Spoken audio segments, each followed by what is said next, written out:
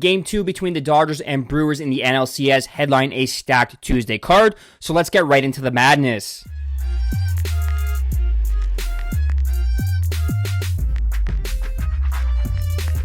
What's up, sports fans? My name is Chris. Welcome back to Game Day Wagers, and thank you for watching today's edition of the Game Day Grind. Today is Tuesday, October 14th, and we have an action-packed slate to break down, headlined by the NLCS Game 2 between the Dodgers and Brewers. We've got a Conference USA college football bet between Western Kentucky and FIU. We're talking a full slate of NHL action, headlined by 2 picks coming your way. And we got afternoon soccer, World Cup qualifying, Italy hosting Israel, a plus money play coming your way. Before we get into the action though, a quick recap of yesterday. Yes, we did go 4-5 for minus 0.64 units, but we had some great calls. We took the under at 50 in the Washington-Chicago game. Atlanta plus 4.5 points, they won outright. And Blake Snell to dominate over 6.5 strikeouts. He finished with 10 in an 8-inning, 1-hit gem. Today's action, my promise to you is we're going to turn a profit. We're going to turn a profit the rest of the week. And we're going to keep everybody happy from top to bottom. If you guys are enjoying the content, please like the video. It goes a long way in supporting the channel. If you guys are new around here, please hit the subscribe button. We are pumping out some great content on a daily basis.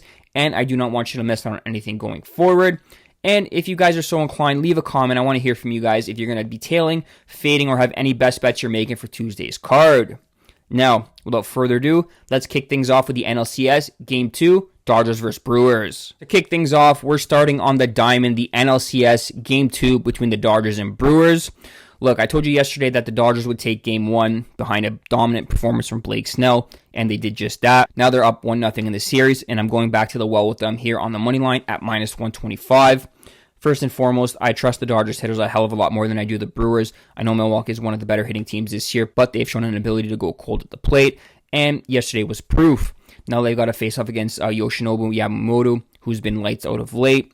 Outside of a rough start last time out against the Phillies, he has allowed just 1 earned run over his last 6 starts. Simply put, he's been dominant.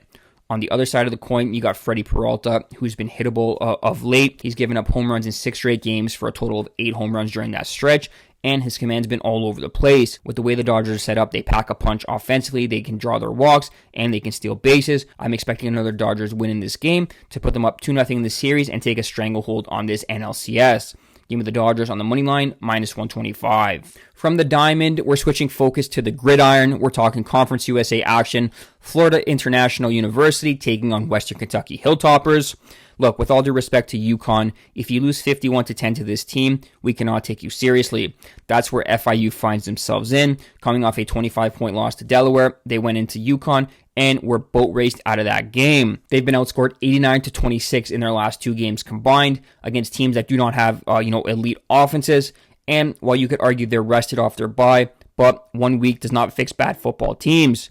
They're allowing 6+ yards per play on defense, and they're allowing 55% on third down to the opposition. That's just a brutal recipe for success, especially on the defensive side of the ball.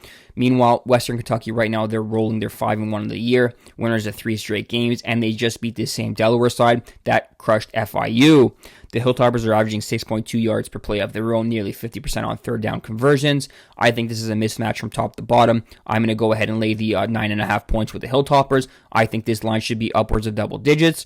So take the Western Kentucky Hilltoppers in what should be a blowout game, minus 9.5 points, minus 115. From the gridiron, we're going to go to the ice. We're talking Anaheim hosting Pittsburgh. Look, the Ducks were always going to be a fun team to watch this year, but the question remained for them was, would they be good?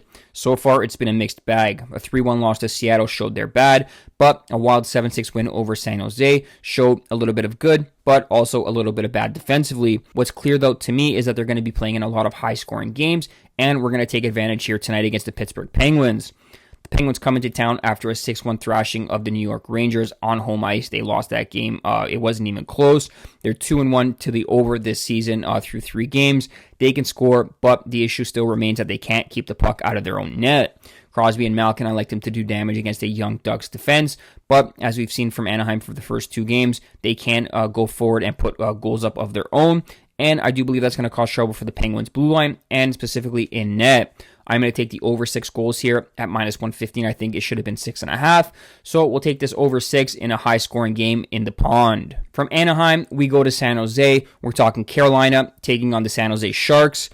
Look, The Carolina Hurricanes are a force. They're going to be a great team once again this year. They simply picked up where they left off last year, and that's suffocating teams defensively while peppering the net on offense. The Canes are averaging 36 shots on net per game, which is second league-wide, scoring 5 goals a night on a 14% shooting percentage. Even if those numbers cool off a bit, I trust them here against a weak Sharks team. San Jose ranks dead last in terms of goals allowed, second last in terms of shots allowed, and they're only generating 23 shots on goal of their own. With a young roster, that's simply not a recipe for success against a Carolina system that simply, as I mentioned, suffocates you defensively while generating plenty of shots of their own. I'm going to trust the better team to roll in this contest. I'm going to take the Hurricanes minus 1.5 on the puck line at plus 102. From the ice, we go to the pitch. We're talking Italy hosting Israel in their World Cup qualifying campaign this afternoon. Look, as an Italian, I've accepted our fate already. We're probably destined for the World Cup playoff once again. But first, we got to take care of business, and that lies in wait with Israel this afternoon. The last time these two sides met, it was a wild 5-4 Italy win with chaos on both ends. This time around, with the scene shifting to Italy, I expect a much sharper defensive effort, but that does not come at the expense of their attack. Since Gennaro Gattuso took over for this Italian side, they've scored 13 goals in 3 games and fired 29 shots on target in that stretch. That's a complete turnaround from the lifeless, uncreative attack that I've come to see over the last couple of years. I'm expecting this game to be one-way traffic in favor of the Italians. So at plus 100 for over 6.5 shots on target for Italy, this is a price point I simply cannot refuse. Take Italy over 6.5 shots on target at plus 100. That wraps up today's episode of the Game Day Grind. Thank you guys so much for watching. To recap our bets quickly, we're taking the Dodgers on the money line. We're taking Western Kentucky minus 9.5. We're taking the Carolina Hurricanes minus 1.5 on the puck line. We're taking the over 6 goals in the Pittsburgh-Anaheim contest. And we're taking Italy World Cup qualifying this afternoon over 6.5 shots on target at plus 100. If you guys haven't already taken a second to like the video, if you're enjoying the content, please drop a like on the video now. If you guys are new around here, please hit the subscribe button. We are pulling up some great content on a daily basis, and I do not want you to miss out on anything going forward. Or let me know in the comment section if you guys are tailing, fading, or have any bets for Tuesday's card. We'll catch y'all tomorrow, same time, same place, 12:30 p.m. Eastern Time at Game Day Wagers. And as always, keep grinding and good luck.